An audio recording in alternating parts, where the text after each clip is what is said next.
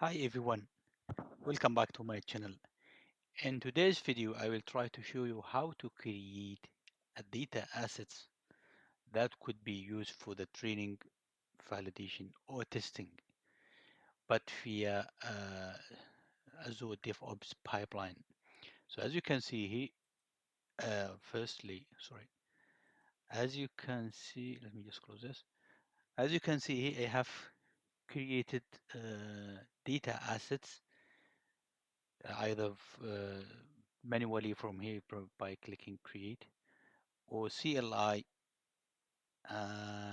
Python SDK version 2, and today I will try to show you how to create a data assets using Azure pipeline. So let me just go to the Azure pipeline, and this is what I'm doing is just adding sequentially what for each. This is the data store. Now I will create a data assets. As you can see, this is the diagram here. From the beginning, I start to create a resource group, workspace, data storage, and blah blah. And today I will try to create data assets. And data assets, as you can see, is a version data assets registered in Azure ML for reproduce experiments. So the versioning it's needed for reproduce the experiments. As you can see here, and for instance, this one here, it has five versions. Now let me go to this. Before this, as you can see here, I have already explained this, or let's see, in the previous video, how to create a data assets via CLI.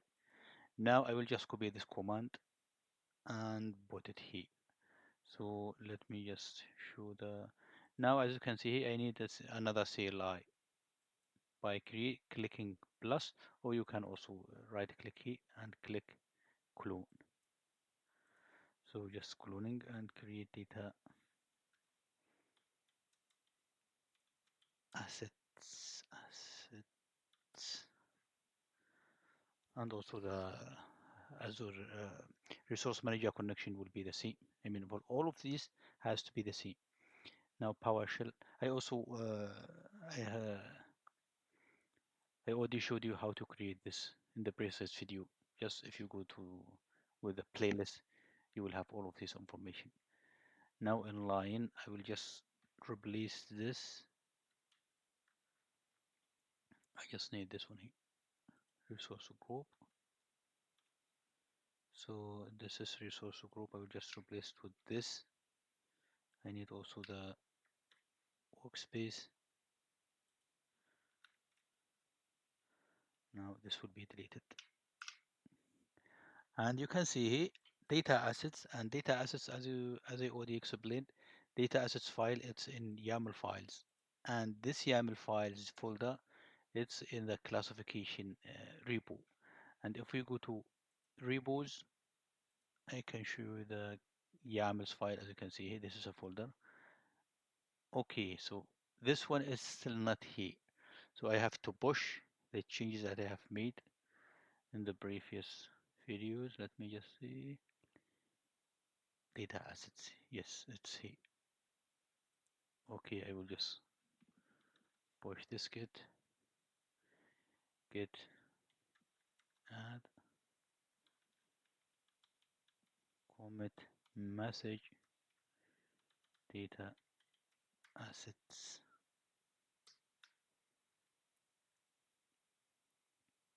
This will check the qualities of the code, and as you can see here now the commit is filled because you can see this changes here. Okay, two files. So the first one is this one here. It's removing. Let me just.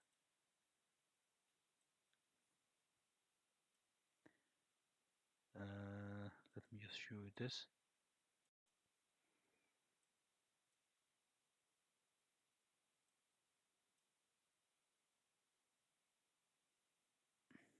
I don't know how to do it, but because I'm just taking the half of the screen for. But as you can see here, this one here, it's removed this space. It's removed. It's not needed, and that's why the commit is rejected. And the file itself, there was some spaces. I mean, it's a long line. So now it just split it. Okay, you can see it. It's just split. I will show you here when I add it. Just split these lines into multiple lines. Now I will just add this because let's see it's accepted.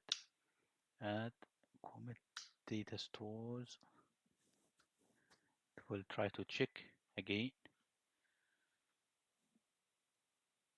Okay, sorry, I haven't showed you, but you can see it in the. Now just get push, or you can click here. Okay, yeah, I need to sync because I have added something manually.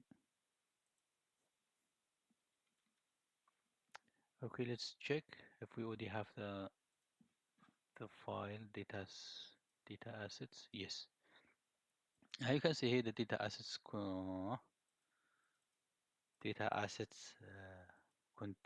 content. Let me change this data assets version. Should be numerics because as I said, the data asset in a data assets has to have a different versions. Let's see, for instance, 5 versions. This will be if you are working in a team and you see you can. I mean, some guys or member will work with version 1 and he will be able to reproduce your result if you use the same dataset and of course the same environment and the same algorithm. Okay, I have changed this. Let me just change it here. Data stores, comment and push. Commit and push. If there is some restrictions, let's say in the code quality, it will be rejected as well. So now let me check this. Okay, I have to refresh. Now this is the version 6. So go back here and that's it. It will read the file, taking the information, for instance, what is the name of the data set, what is the type, what is the version, what is the, from where we need to take this from, for instance, from data stores, data store fruits, and etc. Now let me just save and run. Hopefully we have the power. Yeah, the build agent is running now. So this will take somehow few minutes. So I will try to pause until finishing this. So you can see this installation will take at least 4 minutes. But I'll be back to you.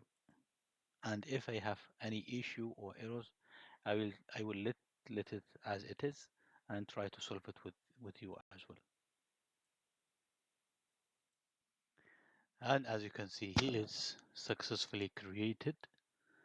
Now here you can see this is took 4 minutes, almost 5 minutes, and the other steps only or tasks only a few seconds. Now let me check if we have the version 6.